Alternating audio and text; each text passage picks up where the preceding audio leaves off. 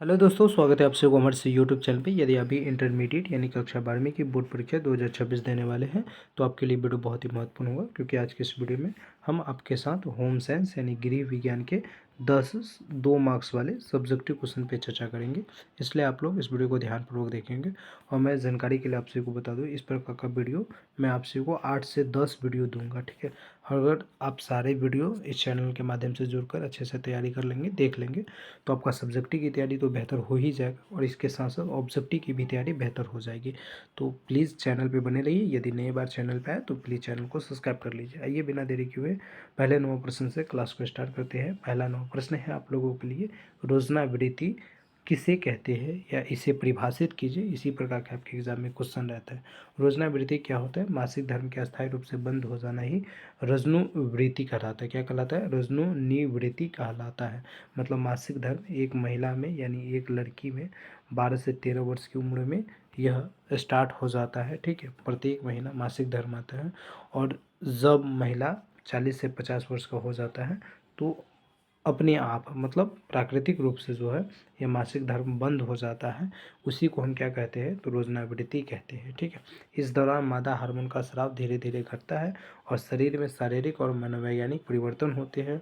इस दौरान जो है जब 45 से 50 वर्ष की उम्र में महिलाएं आती हैं तो इसकी जो है यह शरीर की जो शारीरिक हार्मोन होता है ये धीरे धीरे घटता है तथा शारीरिक और मनोवैज्ञानिक परिवर्तन भी शरीर में देखने को मिलता है। 1 साल तक पीरियड न होने पर इसे रोजनावृत्ति माना जाता है। मतलब अगर एक महिला में 1 साल तक लगातार पीरियड नहीं आ रहा है तो यह क्या किसके अंतर्गत आ जाएगा? रोजनावृत्ति। मतलब अब उसका पीरियड बंद हो गया, ठीक है। तो इस प्रकार से आप इसे समझ सकते हैं। दूसरा क्वेश्चन है, प्रतिभाशाली बालक किसे कहते हैं? इससे आप परिभाषित कीजिए। गिफ्टेड चाइल्ड से आप क्या समझते हैं, ठीक है। तो देखिए, प्रतिभाशाली बालक जो होता है, प्रतिभाशाली बालक वैसे बालक को कहते हैं जिनकी मानसिक क्षमता औसत औसत ब से बहुत अधिक होती है। मतलब औसत लोगों से जो है बहुत अधिक होती है। ऐसे बालक जो है यह स्पष्ट रूप से सोचने समझने और संबंधों को पहचानने में श्रेष्ठ होते हैं। इनकी बुद्धि लब्धि जो है मतलब आईक्यू लेवल जो है यह कितना होता है? तो 130 से 140 आईक्यू लेवल होता है। इससे भी अधिक हो सकता है या इससे भी अधिक हो सकते हैं। तो प्रतिभाशाली बालक मतलब गिफ्टेड चाइल्ड से आप क्या समझते हैं? तो याद रखिएगा, गिफ्टेड चाइल्ड या प्रतिभाशाली बालक वैसे बालक को कहेंगे जिनकी मानसिक क्षमता जो है औसत बालक से अधिक होता है और इससे बालक जो है स्पष्ट रूप से किसी भी कार्य को समझता है, ठीक है, संबंधों को पहचानता है, फिर उसमें बेहतर कार्य करता है। और इसकी बुद्धि लब्धि आईक्यू लेवल जो होता है ये 130 से 140 या इससे भी अधिक हो सकता है। तो इस प्रकार से आप इस प्रश्न को याद रखेंगे, ठीक है। जीवन रक्षक घोल घोल किसे कहते हैं? लाइफ सेविंग सोल्यूशन किसे कहते हैं? ये टॉप लेवल का प्रश्न है आपके लिए, याद रखोगे। जो भी मैं वीवीआई बोलूँ तो खासकर कुछ प्रश्न को आप लोग अच्छे से देखेंगे, नोट कर लेंगे अपने बुक में, ठीक है। हालांकि मैं किसी भी विद्यार्थियों को नहीं कहता हूँ कि आप अपने बुक में नोट कीजिए। आप क्या कीजिए, 2 से 3 बार वीडियो को अच्छे से देख लीजिए। वीडियो को अच्छे से देख लीजिएगा, उसके बाद आप खुद ब खुद आंसर लिख लीजिएगा, याद हो जाएगा। जीवन रक्षक घोल किसे कहते हैं? हमारे शरीर में प्राकृतिक रूप से जलीय अंश की एक सामान्य मात्रा होती है। किसी भी कारण से जब जल की मात्रा सामान्य हो जाती है, सामान्य से कम हो जाती है, तो इसे निर्जीकरण कहते हैं। क्या कहते हैं? इसे निर्जीकरण कहते हैं या निर्जीकरण वो है। तो देखिए, सबसे पहले जीवन रक्षक घोल में हम पढ़ रहे हैं कि हमारे शरीर में जो है यह सामान्य मात्रा में एक पानी पाया जाता है और हमारे शरीर में जल की मात्रा कितना प्रतिशत है? तो 65%, जो कि सामान्य है, ठीक है। और इससे कम हो जाता है तो इसी को हम क्या कहते हैं? निर्जीकरण कहते हैं। जैसे इससे अगर यह कम होगा तो क्या होगा? उल्टी, दस्त के कारण निर्जीकरण हो जाता है। उल्टी आया, दस्त आया तो इसके कारण भी निर्जीकरण होता है। इससे बचने के लिए जीवन रक्षक घोल पिलाया जाता है। यानी हमारे शरीर का पानी कम ही नहीं, इसीलिए हम क्या पीते हैं? तो जीवन रक्षक घोल पीते हैं, जिसे ओआरएस को घोल कहते हैं। इससे शरीर में पानी की कमी पूरी हो जाती है। इससे क्या है? तो शरीर में पानी की कमी पूरी हो जाती है। जीवन रक्षक के रूप में नमक छचिंबू का रस तथा चीनी का घोल बनाकर रोगी को देना चाहिए। मतलब अगर किसी को शरीर में पानी की कमी हो गई तो उसे आप जब पानी में नमक डाल कर दीजिए, नींबू निचोड़ कर दीजिए, चीनी का घोल वाला पानी दीजिए, मतलब शरबत दीजिए, बेहतर बेहतर शरबत, जिससे उसके शरीर में पानी की मात्रा बढ़े, अधिक बढ़े। तो इस प्रकार से आप लोग इस प्रश्न को याद कर सकते हो, समझ सकते हो। अगला प्रश्न है, कोलेस्ट्रॉम किसे कहते हैं? सिंपल से भाषा में याद रखिएगा, कोलोस्ट्रॉम ऑब्जेक्टिव में पूछा जाता है। माँ के दूध से, माँ के स्तन से जो पहला दूध निकलता है, ठीक है, जो पीलापन थोड़ा सा रहता है, उसी को हम कोलोस्ट्रॉम कहते हैं। तो यहाँ पे देखिए, अब इसको हम समझते हैं।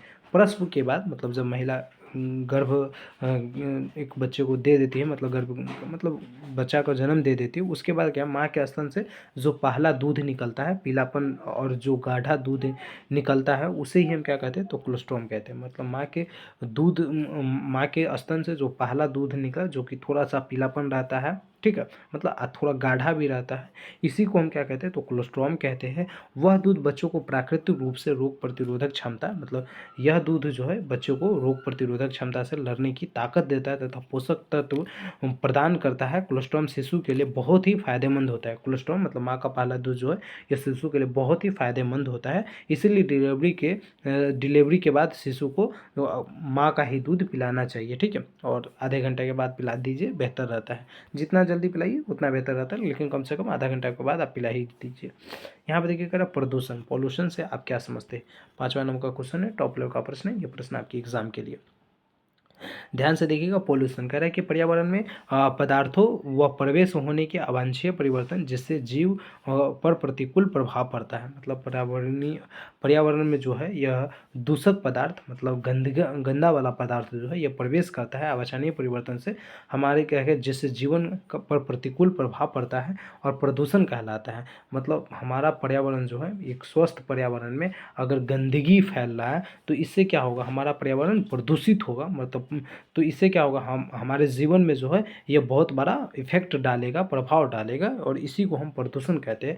वातावरण से दूषित होने को ही प्रदूषण कहते हैं। मतलब वातावरण के दूषित होने को ही हम प्रदूषण कहते हैं। जैसे जल प्रदूषण हो सकता है, वायु प्रदूषण हो सकता है, ध्वनि प्रदूषण हो सकता है, मृदा प्रदूषण हो सकता है, रेडियोधर्मी प्रदूषण हो सकता है, औद्योगिक प्रदूषण हो सकता है, प्लास्टिक प्रदूषण, ये सारे प्रकार के प्रदूषण होते हैं। अब जल प्रदूषण कैसे होगा, एक साफ नदी है, जैसे मान लीजिए यमुना नदी सबसे गंदा नदी भी भारत का कहा जाता है, यमुना नदी। तो यमुना नदी क्या है, तो अगर यह नदी साफ रहता तो बहुत फायदेमंद रहता है, लेकिन इतना गंदा है कि इसका पानी पीने से मतलब इंसान मर सकता है, वो बगल में जाने से इंसान का मतलब क्या कहते हैं, तो शरीर पर बहुत बुरा प्रभाव डालता है। तो ये जल प्रदूषण हो गया।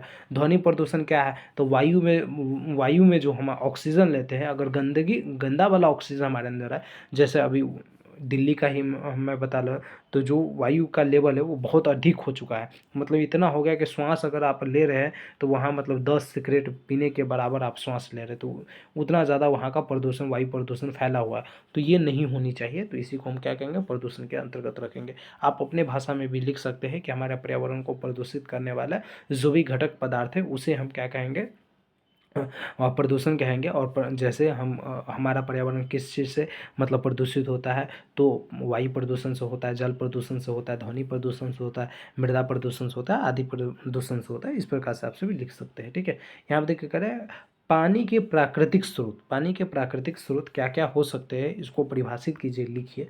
तो आप क्या लिखेंगे, ठीक है, पानी के प्राकृतिक स्रोत जो है ये क्या क्या होता है, वर्षा का जल, जो वर्षा होता है तो ये पानी का प्राकृतिक स्रोत है। मतलब हमें पानी प्राकृतिक रूप से मिल रहा है आसमान से, ठीक है, बादल से। और यहाँ पे देखिए कह रहा है सतह का झील, नदियाँ, सतह का झील भी हो गया, ठीक है, सतह पर जो झील उल है वो हो गया, नदियाँ हो गया, ये सब क्या है, तो प्राकृतिक स्रोत। भूमिगत जल, कुआं, भूमिगत जल मतलब जैसे चापाकल से आप पानी निकाल रहे हैं, तो भूमि से पानी निकाल रहे हैं ना, मशीन से निकाल रहे हैं या कल से निकाल रहे हैं, किसी भी माध्यम से निकाल रहे हैं, तो ये भूमिगत जल। तो ये सारा जो माध्यम हो जाएगा, ये क्या हो जाएगा, तो प्राकृतिक स्रोत है जल प्राप्ति करने का, ठीक है। और अगर पीने योग्य पानी चाहिए तो प्राकृतिक स्रोत ही बेहतर होता है, ठीक है। एक बात याद रखेंगे, भले ही सप्लाई करके पानी, तो सप्लाई भी किया जाता है तो किस पानी को, प्राकृतिक वाले ही पानी को ना। तो पानी किस चीज़ से मिल सकता है, तो हमेशा प्राकृतिक स्रोत से ही पानी मिल सकता है, इसे आप बना नहीं सकते, ठीक है। ऐसा नहीं, हम लोग पढ़ते हैं ना कि जल का मतलब सूत्र है H2O, तो हाइड्रोजन और ऑक्सीजन मिलेगा तो हम पानी बना लेंगे, ठीक है, जल बन जाता है। तो जल तो बनता है, लेकिन ये जो आप जल बनाएंगे आर्टिफिशियल जल, ये पीने योग्य जल नहीं रहता है, इस बात का भी आप ख्याल रखेंगे, ठीक है। अगला देखिए 7वां प्रश्न कह रहा है समेकित बाल विकास किसे कहते हैं। तो भारत सरकार द्वारा वर्ष 1975 में इसकी स्थापना की गई। अगर पूछ दे समेकित बाल विकास की स्थापना जो है यह कब किया गया, तो वर्ष 1975 ईस्वी में किया गया था। इसमें क्या है, तो 0 से 6 वर्ष की बच्चों की देखभाल, गर्भवती में स्तनपान करने वाले को लाभ पहुंचाना। मतलब इसमें क्या है, तो 0 से 6 वर्ष मतलब एक बच्चा जब पैदा हुआ उस समय से लेकर जब तक बच्चा 6 वर्ष का नहीं होता है तब तक बच्चों की देखभाल करना तथा गर्भवती एवं स्तनपान मतलब करने वाली को लाभ पहुंचाना। मतलब गर्भवती जो महिला गर्भवती रहता है या स्तनपान जो महिला मतलब किसी बच्चों को दूध पिलाता है तो उसका देख रेख करना किस संस्था का काम है, तो समेकित बाल विकास योजना का यह कार्य है, इस संस्था का कार्य है। इसमें बच्चों में माताओं का पोषण, भोजन, स्कूल पूर्व शिक्षा, प्राथमिक स्वास्थ्य देखभाल, टीकाकरण, स्वास्थ्य जांच, रेफर सेवा आदि प्रदान करता है। इसमें क्या है, तो भारत सरकार जो है ये बच्चों की देखरेख करता है, उसके साथ साथ माता का देख रेख करता है, उसके पोषण का, भोजन का, स्कूल पूर्व शिक्षा का, प्राथमिक स्वास्थ्य का, ये सब का देख रेख मतलब ओवरऑल जो कहे तो सरकार जो है ये 0 से 6 वर्ष तक के बच्चों के साथ साथ उनके माताओं का ख्याल रखता है ताकि मतलब हमारे देश में ज़्यादा बीमारी न फैले। ठीक है, तो इस प्रकार से कि मतलब सरकार को तो हमेशा हेल्प करनी ही चाहिए अलग अलग योजना के माध्यम से। आज देख भी रहे हैं कि भारत में कई प्रकार की योजना चलते हैं लड़कियों के लिए, महिलाओं के लिए। यहाँ पे देखिए करें डिम्ब वाहिनी नली किसे कहते हैं, फिलिपियन ट्यूब जिसे कहते हैं आप लोग इंग्लिश में। यह क्या होता है, तो महिलाओं के गर्भाशय में दोनों ओर अंडाशय होता है। महिलाओं के गर्भाशय में जो है, महिलाओं के गर्भाशय जो रहता है इसके दोनों ओर जो है अंडाशय रहता है और गर्भाशय और अंडाशय को मिलने वाली दो पतली ट्यूब मतलब गर्भाशय तथा अंडाशय को मिलाने वाली दो पतली ट्यूब जो है जिसे माल भी कहते हैं को डिम्बवाहिनी नली कहते हैं। क्या कहते हैं, डिम्बवाहिनी नाल कहते हैं या नली कहते हैं, जो अंडों को अंडाशय से गर्भाशय तक जो अंडों को क्या है अंडाशय से गर्भाशय तक ले जाने का कार्य करता है। इसी को हम डिम्बवाहिनी नली कहते हैं, फिलिपियन ट्यूब कहते हैं। तो इस प्रकार से आप लोग 8 नंबर क्वेश्चन का याद करेंगे।